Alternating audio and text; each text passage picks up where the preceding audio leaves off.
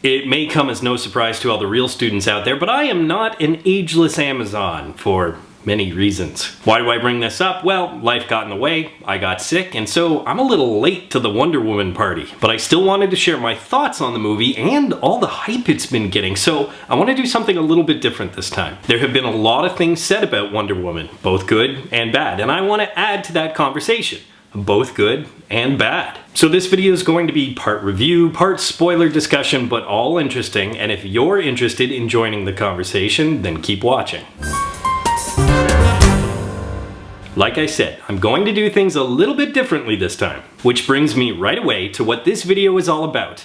Are we making this movie out to be something it's not? I'll address my perceived problematic issues with the film first, and actually I'm going to start with what I think is the weakest element, and that was the villains. Now, even in the more successful, arguably, Marvel Cinematic Universe, we've had interchangeable, generic villains who are evil for the sake of being evil. Yellow Jacket and Ant-Man, Ronan and Guardians of the Galaxy, but Ludendorff and Dr. Poison in Wonder Woman were something else. See, I would have thought Danny Huston would have already had enough of poorly written generic military guys. These characters barely mattered. If they weren't in the movie, it would have pretty much been the same film. The only purpose they really served was they were a figurehead. They were a tangible evil that Steve and Diana could focus on instead of the mythical Ares. And as we all know, Ares was real anyways. So you didn't really need these two other characters. What clinched it for me was the terrible acting of both of these characters. They were too over the top, even for comic book villains.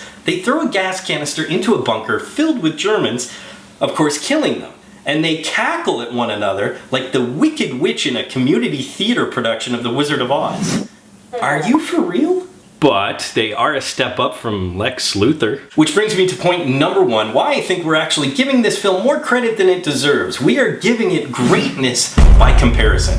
Because of course, these two villains, well, they're better than Lex Luthor, they're better than most of the Suicide Squad, so it's gotta be a great film, right? Well, no. I know it's subjective, but I actually liked Michael Shannon's Zod better than these two. But you have to admit, it's the best DCEU film, right? Well, sure. I mean, I would argue that I enjoyed Man of Steel before Snyder snydered everything up, but the fact is the other two are just a god-awful hot mess. But this brings me to point number two. Is this the standard we're holding it to? Because if we are, then that's nothing more than giving it greatness by default. Now that greatness by default doesn't apply simply because the rest of the DCEU is a burning pile of barely acceptable trash, but it actually deals with a much more controversial type of default. Oh no, he's playing the gender card. Well, Real School had a good run. You're probably trying to guess what I'm about to say, so I won't actually say it, but I will pose a question. Before I do, please just remember that I actually enjoyed this film.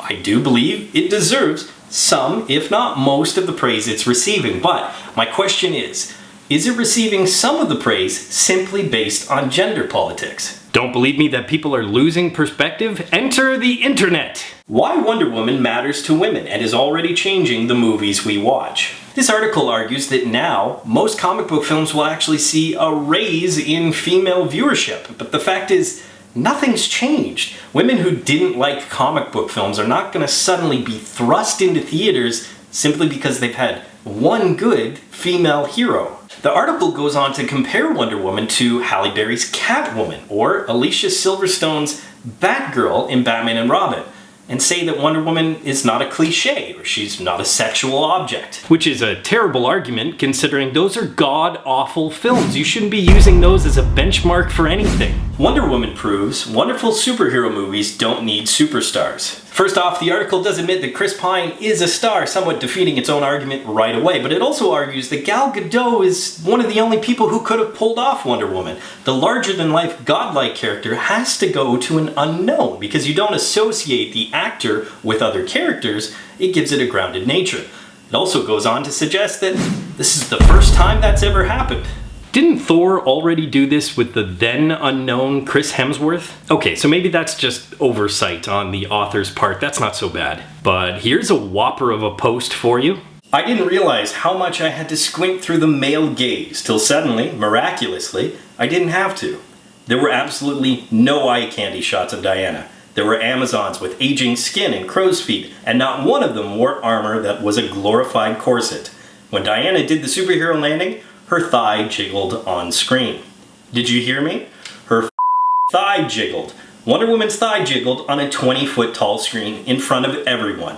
Because she wasn't there to make men drool. She wasn't there to be sexy and alluring and flirt her way to victory, and that means she has big muscular thighs, and when they absorb the impact of a superhero landing, they jiggle. And that's wonderful. Again, I'm all for giving credit where credit is due, but this is simply giving credit where no credit is due. There were no eye candy shots of Diana, and not one of them wore armor that is a glorified corset. Well, it really depends on what you consider eye candy. I mean, Gal Gadot is gorgeous, as are all of the Amazons. I'm pretty sure if all the women of the world were either built like former models or female UFC stars, most of them wouldn't wear corsets either. Not to mention, strong is sexy for a lot of men. Just because it's not a Michael Bay shot of her torso or her ass doesn't mean she's not sexualized. But again, is that what we're comparing it to? Her thigh jiggled on a 20-foot screen, and when they absorb the impact, they jiggle, and that's wonderful. It's because Wonder Woman is the only superhero so far to wear a mini tunic into battle. Most other superheroes, actually all of them, have worn pants. And do you still not think that she's sexualized? I know you don't think she's sexualized because you go on to say she's not there to make men drool. And if that were true, I question why they included the scene with Samir talking to the rest of the boys about the fact that he can't believe there's an island filled with beautiful women just like Diana. I think you may also be forgetting that Zack Snyder cast Gal Gadot, a model turned actress, as Wonder Woman. And if you think Zack Snyder cast a model turned actress to be Wonder Woman and not be alluring, then I present to you one more piece of incredibly damning evidence against your argument, and that is the film Sucker Punch. I'm not saying it's right, but the fact is, let's call it as it is. There is still a group of people out there who are making more out of this film simply because it is a female superhero. The same group of people who supported Ghostbusters simply because it was for female comedians, ignoring how awful that movie was. Now, before everybody attacks me, let me just make my point a little more concrete. If 4 men were to replace those Ghostbusters in that specific film with the same writing, it would still be unfunny, in my opinion.